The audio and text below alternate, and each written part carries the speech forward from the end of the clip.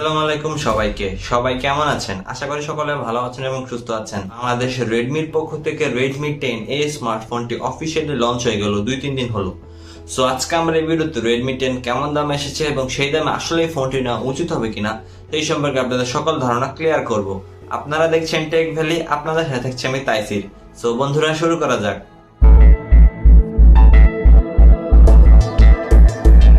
মূল ভিডিওটি শুরু করার আগে আপনারা যদি আমাদের চ্যানেলে নতুন হয়ে থাকেন তবে এখনই সাবস্ক্রাইব করে নিন এবং পাশে থাকা বেল আইকনটি বাজিয়ে অল করে দিন। এতে করে আমাদের চ্যানেলের সকল নোটিফিকেশন আপনাদের মোবাইলে পৌঁছে যাবে। প্রথমে প্রাইস এবং র্যাম ভ্যারিয়েন্টটা ক্লিয়ার করে নিতে চাই। বাংলাদেশে দুটি ভ্যারিয়েন্টে লঞ্চ হয়েছে 4GB র্যাম 64GB রম, এটির প্রাইস 19,000 টাকা, এবং 6GB র্যাম 128GB রম, এটির প্রাইস রাখা হয়েছে 21,000 টাকা। প্রাইসিং শুনে আমার যেটা প্রথমে মনে হয়েছে অনেক বেশি ওভার প্রাইসড আসলে বাংলাদেশে অফিসিয়াল মার্কেটের কথা বিবেচনা করলে।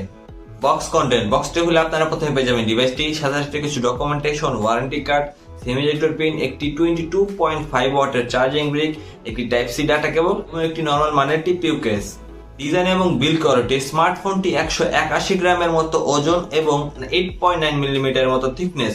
সো মিডিয়াম লেভেলের ওজন বলবো, খুব বেশি মোটা বা ভারী এটাকে বলা যাবে না। থাকছে কর্নিংগুলো গ্লাসের প্রোটেকশন, রিয়ারে প্লাস্টিক ব্যবহার করা হয়েছে যদিও ম্যাট প্লাস্টিক, এবং স্কোয়ার হাউজিং এর মতো নতুন ধরনের একটা ক্যামেরা মডিউল ব্যবহার করা হয়েছে রিয়ারে। এতে সাইড মাউন্টেড ফিঙ্গারপ্রিন্ট সেন্সর থাকছে, ফ্রন্টে পাঞ্চ হোল থাকছে। এটি বাংলাদেশে 3টি কালারে লঞ্চ হয়েছে, হোয়াইট, ব্ল্যাক এবং একটা ব্লুইশ টাইপের কালার। সো ওভারঅল ডিজাইন এবং বিল্ড কোয়ালিটি ওভারপ্রাইসড হিসেবে সেই অনুপাতেও জাস্টিফাইড আছে। সো ডিজাইন এবং বিল্ড কোয়ালিটি খুব একটা অভিযোগ নেই। পোর্টস এবং বাটনস, উপর দিকে থাকছে সেকেন্ডারি নয়েজ ক্যান্সেলেশন মাইক্রোফোন, আয়ার ব্লাস্টার এবং সেকেন্ডারি স্পিকার, এখানে ডুয়াল স্টিরিও স্পিকার ব্যবহার করা হয়েছে, এবং 3.5 মিলিমিটার হেডফোন জ্যাক পোর্ট। বাম পাশে থাকছে সিম ট্রে, যেখানে ট্রিপল স্লট থাকছে, অর্থাৎ দুটি সিম একটি মেমোরি কার্ড একসাথে ব্যবহার করতে পারবেন।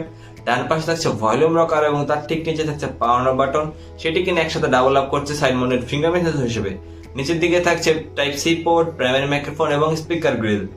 ডিসপ্লে সেকশন, এতে ব্যবহার করা হচ্ছে 6.5 ইঞ্চির IPS LCD panel, full HD plus resolution অর্থাৎ 1080p, ডিসপ্লে পিপিআই 405 এবং এর ব্রাইটনেস হচ্ছে 480 নিটস। বাট যেটা সবচেয়ে মজার ব্যাপার, এতে ব্যবহার করা হচ্ছে 90 হার্জের রিফ্রেশ রেট। সো 90 হার্জের refresh rate, IPS LCD full HD plus, এবং এটির প্রাইস যদি হয় 19,000 টাকা, তাহলে 20,000 টাকায় রেডমি নোট 10 যেটাতে সুপার অ্যামোলেড প্যানেল থাকছে সেটা আসলে কি দোষ করলো আমি বুঝলাম না। Front section, out of the box থাকছে অ্যান্ড্রয়েড 11 এবং MIUI 12.5।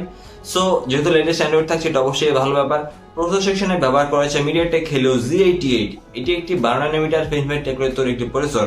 জিপিইউ সেকশনে ব্যবহার করা হয়েছে মালি G52 MC2, অক্টা-কোর সিপিইউ ব্যবহার করা হয়েছে 2টি core 2.0 GHz clock cortex A75 core, বাকি 6টি core 1.8 GHz clock cortex A55 core. So CPU এবং জিপিইউ কিন্তু এটার মিডিয়াটেক হেলিও G80 এবং G85 এর মতোই। সো খুব বেশি একটা আহামরি আপগ্রেডেশন নাই। এটার আন্তর্জাতিক স্কোর আসে 1,90,000 কিছুটা উপরে। এইখানে অনেকটাই হতাশ, বিকজ G85 এর আন্তর্জাতিক কিন্তু 2,10,000 মতো আসে। সো এটা বড় ভাই হয়ে এটার স্কোর নিচে আসে। সো যদিও পারফরমেন্স সেকশনে ঠিকঠাক আছে, মিডিয়াম টাস্কিং করতে পারবেন, হেভি টাস্কিংও টুকটাক করা যাবে, মিডিয়াম লেভেলের গেমারও করা যাবে, বাট প্রাইস অনুপাতে আসলে ঠিক এরকম জাস্টিফাইড না। মাত্র 19,000 টাকাতে G8 কখনোই কামও নয়।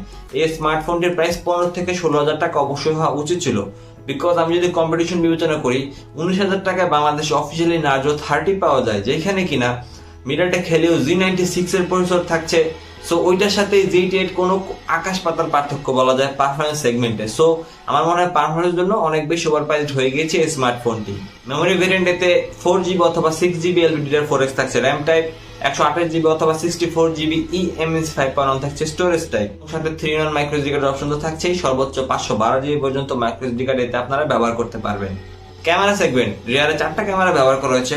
50 মেগাপিক্সেলের f1.8 অ্যাপারচারে মেইন সেন্সর, 8 মেগাপিক্সেলের f2.2 অ্যাপারচারে আলট্রাওয়াইড সেন্সর, বাকি দুইটা 22 মেগাপিক্সেলের f2.4 অ্যাপারচারে ম্যাক্রো এবং ডেপথ সেন্সর। ফ্রন্টে ব্যবহার করা হচ্ছে 8 মেগাপিক্সেলের f2.0 অ্যাপারচারে সেলফি ক্যামেরা। ফ্রন্টে ও ব্যাক উভয় দিকে আপনারা সর্বোচ্চ 1080p 30 fps এ ভিডিও শুট করতে পারবেন। এইখানে আমি অনেকটাই হতাশ, একটা 19 থেকে 21,000 টাকা দামের স্মার্টফোনের ফ্রন্টে মাত্র 8 মেগাপিক্সেলের ক্যামেরা, এটা কোনোভাবেই মানা যায় না। সো ক্যামেরা সেগমেন্টের রিয়ারে 50 মেগাপিক্সেলের ওমনি ভিশনের লেন্স, সেটাও 20,000 টাকায় মানা যায় না।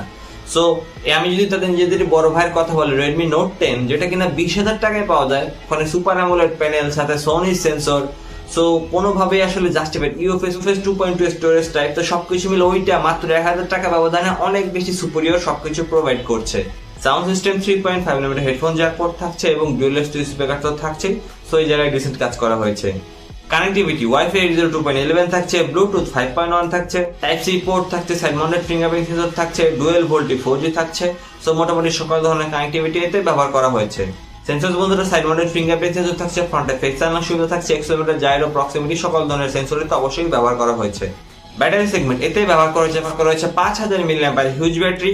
ফোনটি সাপোর্ট করে 18 ওয়াটের ফাস্ট চার্জিং, বাট বক্সে কিন্তু থাকছে 22.5 ওয়াটের ফাস্ট চার্জার। আর এটাতে আপনার 9 ওয়াটের রিভার্স চার্জিং সুবিধাও কাজে লাগাতে পারবেন। সো ব্যাটারি সেগমেন্টও ডিসেন্ট কাজ করা হয়েছে। স্পেসিফিকেশন যেটা বললাম, বাংলাদেশে অফিসিয়ালি 15 থেকে 16,000 টাকাতে যদি এটা লঞ্চ হতো তাহলে ঠিকঠাক ছিল। মধ্যে ইনফিনিক্স হট 11s এই স্মার্টফোনটি লঞ্চ হতে যাইতেছে বাংলাদেশে এই সিমিলার স্পেসিফিকেশন দিয়ে।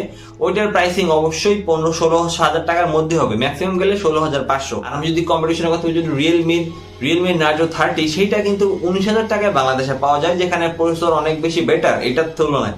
ওটাতে র্যাম রম ভ্যারিয়েন্টও বেশি, 6GB র্যাম 128GB রম। সো কম্পিটিশনের সাথে কোনোভাবেই দাঁড়ানো যায় না, ইনফিনিক্স বলেন বা রিয়েলমি বলেন। আমি যাদের নিজেদের ভেতর যদি চিন্তা করি, 20,000 টাকায় পাওয়া যায় রেডমি নোট 10 যেখানে সুপার অ্যামোলেড প্যানেল থাকছে, 18,000 টাকায় পাওয়া যায় রেডমি নোট 8 2021 এডিশন, সেখানে কিন্তু ফ্রন্ট ব্যাক উভয় দিকে কর্নিং বলে গ্লাস 5 প্রোটেকশন থাকছে। সো এই স্মার্টফোনটি আসলে এত বেশি ওভার প্রাইস হয়েছে না, তাদের নিজেদের মধ্যে কোনো কম্পিটিশন আছে না অন্য ব্র্যান্ডের সাথে কম্পিটিশন আছে। ওভারঅল সবকিছু মিলে আরেকটি প্ল্যাটফর্ম বাংলাদেশের রেডমির পক্ষ থেকে লঞ্চ হয়ে গেল।